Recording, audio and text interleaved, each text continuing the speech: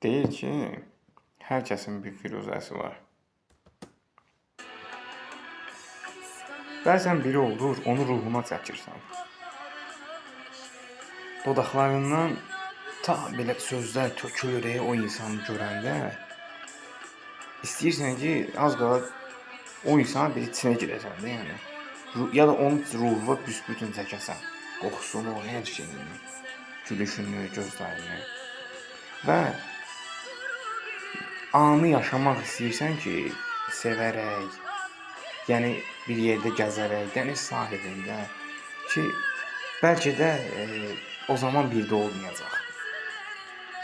Bəzən insanın gözündə elə bir şey canlanır ki, bəzən yaxşını düşünürsən, pisi də beyninə gəlir.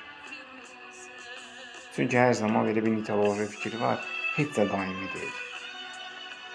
Bəzən çox istədiyin şey anidən parçalanır, yox olur, itir. Səbəbi var. İki şəxsdən bir tərəfdən biri adətən kiçik bir səhv olsun, o səni itirməyi gözə alırsa, demək daxildə olan şeylər hamısı bilsin, yəni xülya, yalan, xəyal. O sözlər kimi. Mahmuda necə gedir, bax.